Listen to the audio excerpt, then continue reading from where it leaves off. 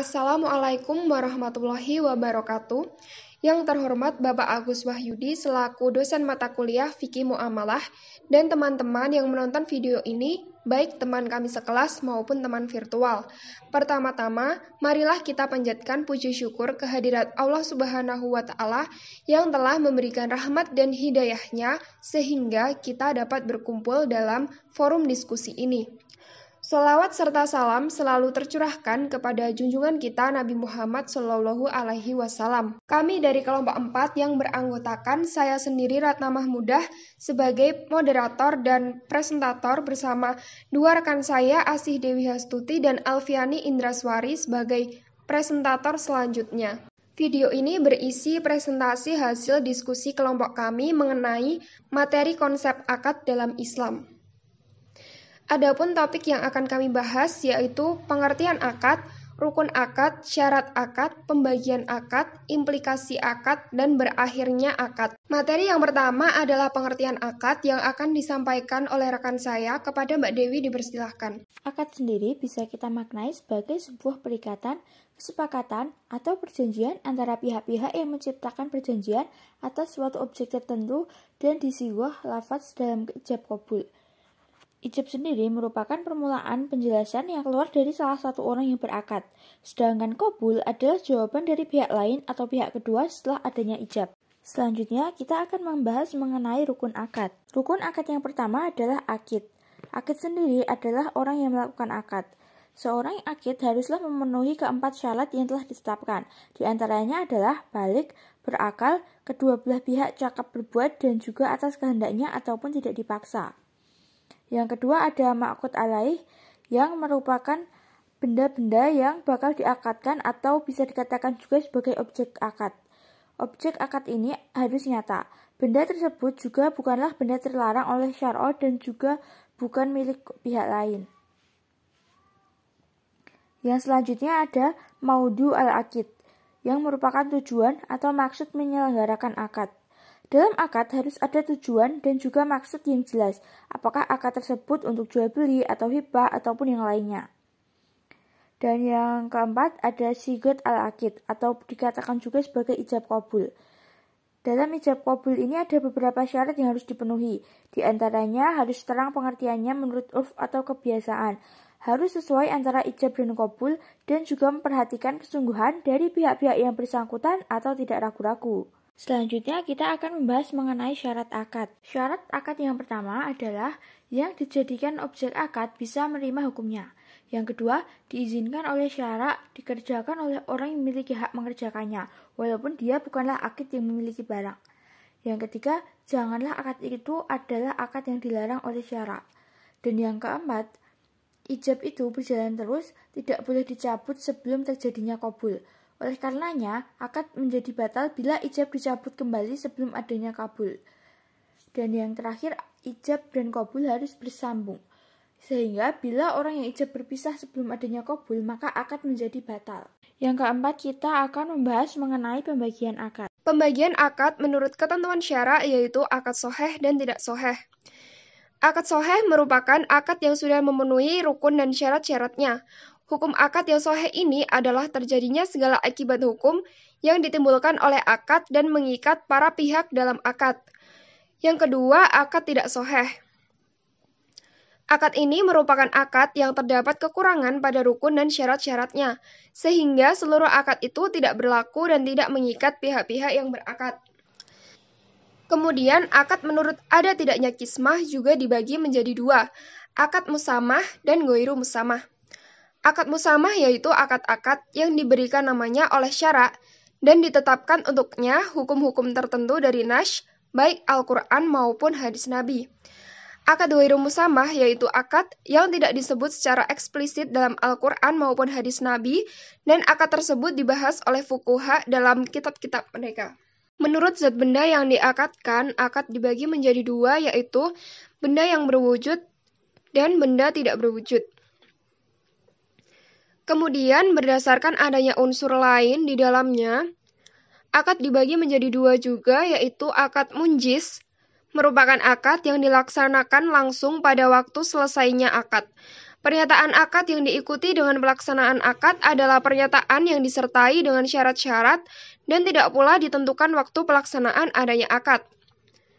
Kemudian, akad mu'alaq adalah akad yang di dalam pelaksanaannya terdapat syarat-syarat yang telah ditentukan dalam akad. Misalnya, penentuan penyerahan barang-barang yang diakadkan setelah adanya pembayaran. Berdasarkan disyariatkan atau tidaknya akad dibagi menjadi dua, yaitu akad musyaroah merupakan akad-akad yang dibenarkan syara seperti gadai dan jual beli. Kemudian akad mamnu'ah merupakan akad-akad yang dilarang syara seperti menjual anak kambing dalam perut ibunya. Berdasarkan sifat benda yang menjadi objek dalam akad dibedakan menjadi dua. Akad ainiyah merupakan akad yang disyaratkan dengan penyerahan barang seperti jual beli. Akad ghairu ainiyah adalah akad yang tidak disertai dengan penyerahan barang-barang karena tanpa penyerahan barang pun akad sudah sah. Pembagian akad berdasarkan cara melakukannya yaitu akad yang harus dilaksanakan dengan upacara tertentu seperti akad pernikahan dihadiri oleh dua saksi, wali, dan petugas pencatat nikah. Akad ridhoiyah ialah akad yang dilakukan tanpa upacara tertentu dan terjadi karena keridhoan dua belah pihak seperti akad-akad pada umumnya. Pembagian akad berdasarkan berlaku atau tidaknya akad. Akad nafizah yaitu akad yang bebas atau terlepas dari penghalang-penghalang akad. Kemudian akad mauqufah yaitu akad-akad yang bertalian dengan persetujuan-persetujuan seperti akad futluli atau akad yang berlaku setelah disetujui pemilik harta. Selanjutnya, pembagian akad berdasarkan tukar-menukar hak. Yang pertama ada akad muawadah, yaitu akad yang berlaku atas dasar timbal balik seperti akad jual beli. Yang kedua ada akad tabaruat, yaitu akad-akad yang berlaku atas dasar pemberian dan pertolongan seperti akad hibah. Yang ketiga ada akad yang tabaruat pada awalnya namun menjadi akad muawadah pada akhirnya, seperti akad qorot dan kafalah. Berdasarkan harus diganti dan tidaknya. Yang pertama ada akad daman, yaitu akad yang menjadi tanggung jawab pihak kedua setelah benda-benda akad diterima seperti qorot. Yang kedua ada akad amanah, yaitu tanggung jawab kerusakan oleh pemilik benda bukan oleh yang memegang benda seperti titipan. Yang ketiga, akad yang dipengaruhi oleh beberapa unsur, salah satunya adalah daman dan segi yang lain yang merupakan amanah seperti rahan. Yang selanjutnya yaitu berdasarkan tujuan akad. Untuk yang pertama yaitu ada tamlik seperti jual beli, lalu yang kedua mengadakan usaha bersama seperti syirkoh dan mudharabah. Yang ketiga tautsik atau memperkokoh kepercayaan seperti rahan dan kafalah. Yang keempat, menyerahkan kekuasaan seperti wakalah dan wasyah. Dan yang kelima, mengadakan pemeliharaan seperti idah dan atau titipan. Berdasarkan faur dan istimror. Yang pertama, akad fauriyah, yaitu akad-akad yang tidak memerlukan waktu yang lama. Pelaksanaan akad hanya sebentar saja seperti jual beli.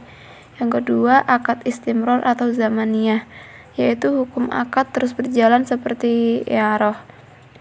Berdasarkan asliyah dan tabi'iyah. Yang pertama, akad asliyah yaitu akad yang berdiri sendiri tanpa memerlukan adanya sesuatu yang lain seperti jual beli dan i'arah. Yang kedua, akad tahiyah yaitu akad yang membutuhkan adanya yang lain seperti akad rahan tidak akan dilakukan tanpa adanya hutang. Yang selanjutnya yaitu ada implikasi akad.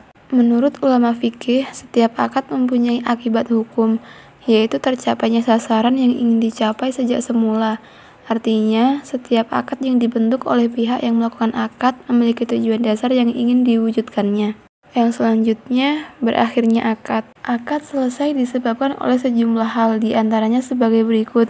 Yang pertama, berakhirnya masa berlaku akad tersebut apabila akad tersebut tidak mempunyai tenggang waktu. Yang kedua, dibatalkan oleh pihak-pihak berakad, bila mana akad tersebut sifatnya tidak mengikat. Dan yang ketiga, dalam akad sifatnya mengikat. Suatu akad bisa dianggap selesai jika jual beli yang dilakukan fasad, seperti tipuan unsur-unsur, tipuan salah satu rukun atau syaratnya tidak terpenuhi, berlakunya khiyar, syarat, aib, atau ruqyat. akad itu tidak dilakukan oleh salah satu pihak. Salah satu pihak yang mengerjakan akad meninggal dunia. Berdasarkan materi yang sudah disampaikan, dapat disimpulkan bahwa akad merupakan perjanjian tertulis yang memuat ijab atau penawaran dan qabul atau penerimaan antara satu pihak dan pihak lain yang berisi hak dan kewajiban masing-masing sesuai dengan prinsip syariah. Dalam berakad tentu harus memenuhi syarat dan rukun. Di antaranya yaitu akid atau orang yang menyelenggarakan akad, ma'qud alaih atau objek transaksi, maudhu al-akid, dan sigot. Akad terbagi menjadi banyak hal, misalnya dari segi keabsahan secara syarak, ada akad soheh dan akad tidak soheh.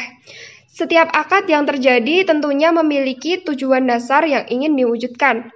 Akad biasanya berakhir sesuai ketentuan ketika akad, namun bisa juga batal sebelum akad berakhir. Sekian presentasi dari kami, mohon maaf apabila ada kesalahan baik sengaja atau tidak sengaja. Wassalamualaikum warahmatullahi wabarakatuh.